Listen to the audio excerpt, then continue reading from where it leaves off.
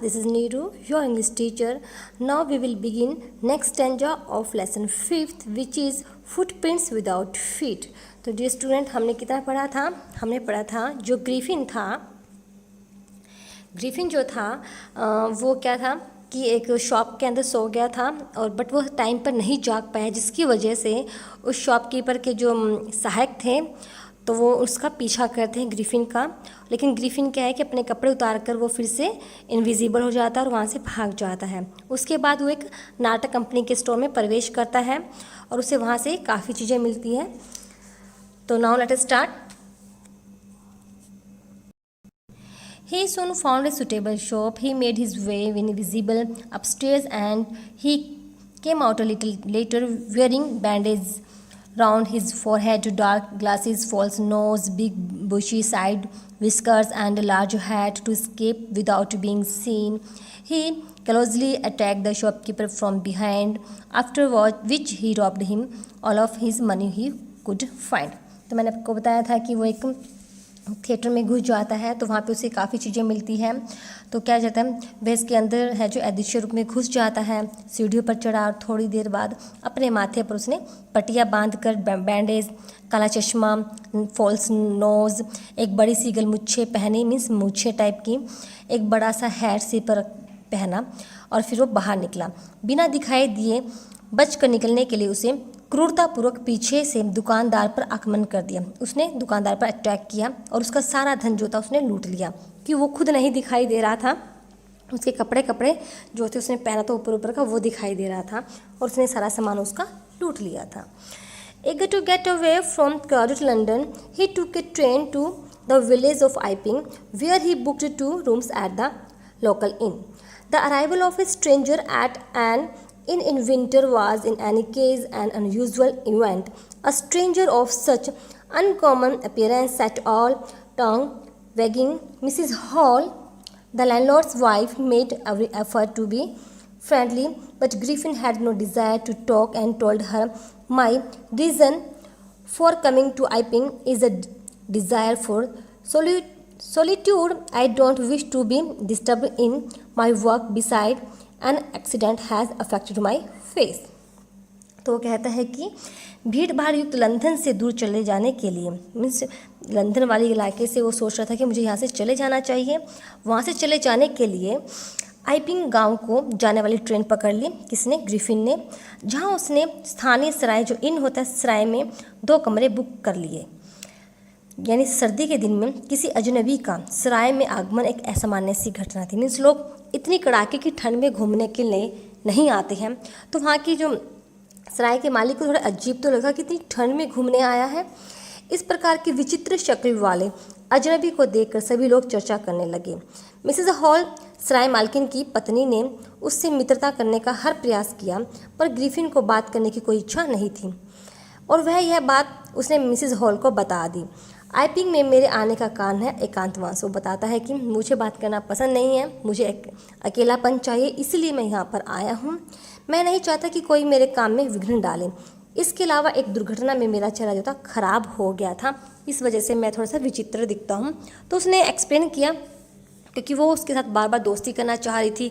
दोस्ती का मतलब वो बातचीत करना चाह रही थी ताकि वो पता करती वो कौन है, कहाँ से आया है, बट वो अपना कोई भी भेद बताने के लिए तैयार नहीं था, इसलिए उसने कहा कि उसे पसंद ही नहीं है। Satisfied that her guest was an eccentric scientist होता सन की, and in view of the fact that he had paid her in advance, Mrs. Hall was prepared to excuse his strange habits and irritable temper, but the stolen money didn't last long, and presently Griffin had to admit that he had no more ready cash. He pretended, however, that he was expecting a check to arrive at any moment. Shortly afterwards, a curious episode occurred. Very early in the morning, a clergyman and his wife were awakened by noises in the study. Creeping downstairs, they heard the clinking of money being taken from the clergyman's desk. Without making any noise and with the poker grasped firmly in his hand, the clergyman flung open the door, surrender. इस बात से संतुष्ट होकर के satisfy होकर के कि उसका जो गेस्ट है कैसा है, एसेंट्रिक है, यानी सन की वैज्ञानिक है, और इस बात को ध्यान में रखकर कि उसने उसे किराया पहले से दे दिया है, मिसेस हॉल उसकी विचित्र आदतों और गुस्सैल स्वभाव को अनदेखा करने के लिए तैयार होगी। क्योंकि एक तो उसको एडवांस में क्या हुआ, किराया मिल गया, तो उसे लगा उसकी जो ये पेड जो है एडवांस में उसको पे कर दिया, तो उसने उसका देखा कि जो उसका स्ट्रेंज बिहेव था, उसकी जो हैबिट्स थी, फिर भी उसने उसको ध्यान नहीं दिया, चलो कोई बात नहीं। परंतु उसका चुराया गया धन ज़्यादा दिनों तक नहीं चला, क्योंकि जो चुरा कर लेके आया था वो धन कितना चलता ग्रिफिन का, और अब ग्रिफिन को यह स्वीकार करना पड़ा कि अब उसके पास नकद धन नहीं है। उसने प्रिटेंड किया, बहाना किया कि उसे किसी भी क्षण एक चेक प्राप्त होने वाला है। इस मकान मालिक ने जब उसे किराए की कहा तो उसने कहा कि उसको कभी भी एक चेक मिलने वाला है। कुछ समय पश्चात तक एक विचित्र घटना घटी। उसे सोचा कि जब तक मैंने चेक का बहाना दूंगा इतने में कुछ कहीं से और चुरा लूँगा पैसे। एक अलग सी घटना घटी। प्रातः सुबह सवेरे एक पादरी क्लर्गीमैन और उसकी पत्नी अपने अध्ययन कक्ष में शोर सुनकर जाग गए। धीरे धीरे वो सीढ़ियों से नीचे उतरते समय उन्होंने पैसे के खनखनाने की ध्वनि सुनी, जिन्हें पादरी की डेस्क से निकाला जाता। मीन्स पादरी था, उसके डेस्क ड्रॉर में पैसे रखे थे, तो अब ग्रिफिन को पैसे चाहिए थे क्योंकि उसके पैसे खर्च हो चुके थे। तो उसे लगा अब मुझे फिर से चोरी करनी पड़ेगी, तो क्लर्गीमैन के रूम में गया, डेस्क में उसने पैसे निकाले। बिना किसी शोर के और अपने हाथ में लोहे की छड़ पकड़े हुए पादरी ने दरवाज़ा खोला। मीन्स पादरी ने शोर नहीं किया, लोहे की छड़ पकड़ के दरवाज़ा खोला। सरेंडर मीन्स उसने कहा कि सरेंडर करो, समर्पण कर दो। उसने कहा कि समर्पण कर दो। Then to his amazement he realized that the room appeared to be empty. He and his wife looked under the desk and behind the curtains and even up the chimney.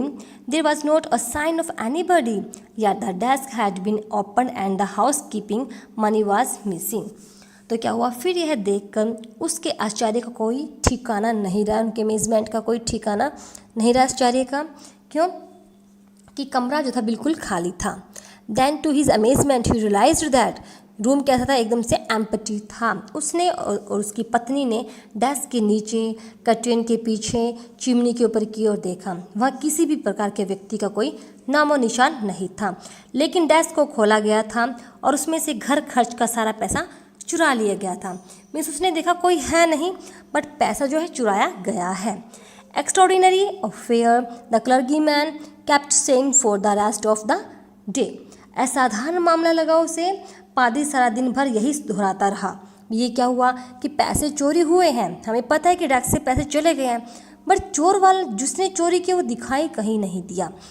But it was not as extraordinary as the behavior of Mrs. Hall's furniture a little later that morning. The landlord and his wife were up very early and were surprised to see the scientist's door wide open. Usually it was shut and locked, and he was furious if anyone entered his room. The opportunity seemed too good to be missed. They peeped around the door, saw nobody, and decided to investigate. The bedclothes were cold, showing that the scientist must have been up for some time, and stranger still, the clothes and bandages that he always wore were laying about the room. जो मामला था असाधारण मामला था। पादरी जो था साधे यही दोहराता रहा, असाधारण क्यों लगा, चोरी तो हुई है बट कोई दिखाई नहीं दिया। लेकिन यह इतना असाधारण नहीं था कि जितना कुछ समय बाद मिसेस हॉल के फर्नीचर का व्यवहार था। मीन्स कैसे? सराय का मालिक और उसकी पत्नी सुबह जल्दी उठ गए। मीन्स असाधारण तो था, मिसेस हॉल का एक जो फर्नीचर था, एक जो चेयर थी, वो अपने आप कैसे क्या करती है वो आपको पता चलेगा भी। लेकिन सराय का जो मालिक और उसकी पत्नी सुबह जल्दी उठ गए थे। जब उन्होंने वैज्ञानिक के कमरे का दरवाज़ा जो था पूर्ण रूप से खुले हुए देखा तो वे हैरान हुए। क्यों? क्योंकि ऑलवेज उसका जो रूम था साइंटिस्ट का हमेशा बंद रहता था, बट उन्होंने देखा कि आज वो खुला है। प्राय यह दरवाज़ा जो था बंद होता था और ताला लगा रहता था, तो यदि उसके कमरे में प्रवेश कर जाया करता था तो वह क्रोध में आग बबूला हो जाया करता था। मीन्स अगर कोई उसके कमरे में चला जाता तो उसे गुस्सा आता था। अवसर इतना अच्छा था कि उसे खोना ठीक नहीं था। उन्होंने सोचा कोई नहीं है, गेट खुला हुआ है तो हमें ज़रूर देखना चाहिए। उन्होंने दरवाजे के चारों ओर चुपके से झांक कर देखा, लेकिन कोई दिखाई नहीं दिया। तब उन्होंने छानबीन करने का निश्चय किया कि इन्वेस्टिगेट करते हैं, कोई नहीं है। बिस्तर के कपड़े ठंडे थे, इससे यह पता चलता था कि वैज्ञानिक को उठे हुए कुछ समय बीत गया था, क्योंकि बिस्तर गर्म नहीं था। और इससे भी अधिक विचित्र बात यह थी कि जो कपड़े और पट्टियाँ वह हमेशा पहना करता था वे कमरे में बिखरे पड़े थे। मीन्स जो पट्टी हमेशा उसके चेहरे पर, उसके हेड पर होती थी, वो सब क्या थी, बिखरी हुई पड़ी थी। तो कुछ स्ट्रेंज लग रहा था। All of a sudden Mrs hall heard a sniff close to her ear. A moment later, the hat on the bedpost lifted up and dashed itself into her face. Then the bedroom chair became alive. Springing into the air, it charged straight at her, legs foremost, as she and her husband turned away in terror. The extraordinary chair pushed them both out of the room and then appeared to slam and lock the door after them. Springing into the air, it charged straight at her, legs foremost. As she and her husband turned away in terror, the extraordinary chair pushed them both out of the room and then appeared to slam and lock the door after them.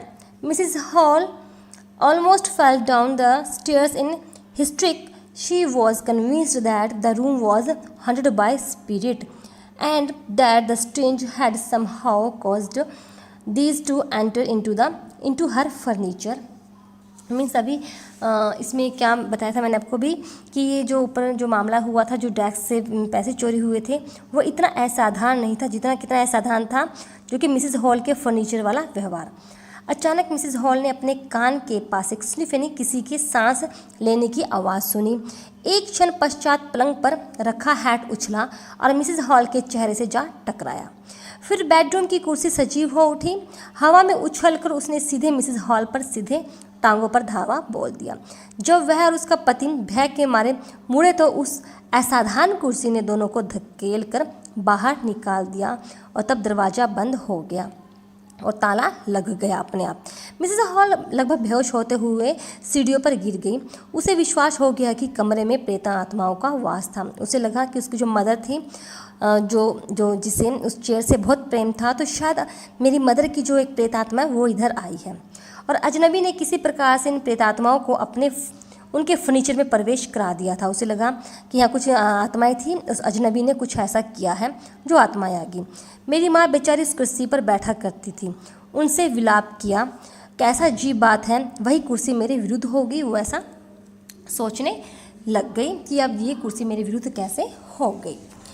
The feeling among the neighbors was that the trouble was caused by witchcraft, but witchcraft or not, when news of the burglary at the clergyman's home became known, the strange scientist was strongly suspected of having had a hand in it. Suspicion grew even stronger when he suddenly produced some ready cash, though he had admitted not long before that he had no money. The village constable was secretly sent for. Instead of waiting for the constable, Mrs. Hall went to the scientist, who had somehow mysterious appeared from his empty bedroom. I want to know what you have been doing to my chair upstairs, she demanded, and I want to know how it is you came out of an empty room and how you entered a locked room. तो इसके बाद क्या हुआ, पड़ोसियों को ऐसे लगा कि यह मुसीबत किसी जादू टोने के कारण थी, कि किसी ने जादू टोना किया है। लेकिन जादू टोना था या नहीं, जब पादरी के घर में कोई की गई चोरी का लोगों को पता चला तो उस विचित्र वैज्ञानिक पर उस घटना में हाथ होने का संदेह किया गया। संदेह और अधिक बढ़ गया जब वैज्ञानिक ने अचानक नकद पैसा जो कैश किया। यद्यपि क्योंकि उसने पहले कहा था कि मेरा चेक आएगा, फिर एकदम से उसने नकद पैसा दिया तो उनका संदेह और भी अधिक बढ़ गया। यद्यपि उसने कुछ दिन पहले यह कबूल किया था कि उसके पास कोई पैसा नहीं है। गांव के सिपाही को गुप्त रूप से बुलवाया गया। सिपाही का इंतजार करने की बजाय श्रीमती हॉल वैज्ञानिक के पास गई, जो रहस्यपूर्ण तरीके से अपनी खाली कमरे में प्रकट हो गया था। मैं जानना चाहती हूँ कि तुम किस प्रकार से खाली कमरे से बाहर आ गए। भैया तुम खाली कमरा था, बाहर कैसे आ गए, और ताला लगे कमरे में तुम कैसे घुसे। वैज्ञानिक सदैव ही तुनक मिजाज और शीघ्र गुस्से वाला व्यक्ति था। अब तो उसे और भी क्रोध आया, इससे तो कहीं मेरा राज ना पता चल गया। तो उसने कहा कि अभी तक तो रूम अंदर से खाली था और लॉक लगा हुआ था, तुम बाहर कैसे आए? तो उसे थोड़ा सा शक हुआ। The scientist was always quick-tempered. Now he became furious. You don't understand who or what I am, he shouted. Very well, I will show you. Suddenly he threw off bandages, whiskers, spectacles, and even nose. It took him only a minute to do this. The horrified people in the bar found themselves stared at a headless man. Mr. Jeffer, the constable, जो कि constable थे Jeffers, now arrived and was quite surprised to find that he had to arrest a man without a hat. But Jeffers was not easily prevented from doing this duty.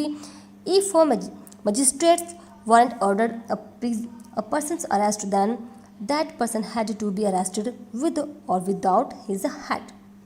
तो कहता है, तुम्हें पता नहीं कि मैं कौन हूँ और क्या हूँ? ग्रिफिन उसे कहता है, जब वो पूछती है मिसेस हॉल, तो कहता है कि तुम नहीं जानते मैं कौन हूँ? वह ऊंची आवाज़ में चीखा। बहुत अच्छा, मैं तुम्हें दिखाता हूँ। अचानक उसने अपनी पटिया और गलमुच्छे, चश्मा और नाक को उतार फेंका। उसे ऐसा करने में केवल 1 मिनट लगा। जो लोग शराब घर में बैठे थे, बिना सर वाले व्यक्ति को देखकर सभी एकदम से भयभीत हो गए। मिस्टर जाफर, जो कि सिपाही अब आ चुका था, पहुंचा था, यह देखकर हैरान रह गया कि उसने एक बिना सिर वाले व्यक्ति को बंदी बनाना था, बंदी जिसका सिर ही नहीं है। पर जैफर्स को अपने कर्तव्य का पालन करने से रोक पाना संभव नहीं था। यदि किसी मजिस्ट्रेट ने किसी व्यक्ति को गिरफ्तार करने का आदेश दिया हो तो उस व्यक्ति की गिरफ्तारी करना ही था, चाहे वह सिर वाला हो या बिना सिर वाला। जैफर्स को यह था कि मुझे सिर्फ ऑर्डर मिला है, उसका सिर है नहीं है, मुझे इससे कोई मतलब नहीं, बस मेरे पास ऑर्डर आ गया और मुझे उसे अरेस्ट करना ही है। There followed a remarkable scene as the policeman tried to get hold of a man who was becoming more and more invisible as he threw off one garment after another. Finally, a shot flew into the air and the constable found himself struggling with someone he could not see at all. Some people tried to help him but found themselves hit by blows that seemed to come from nowhere.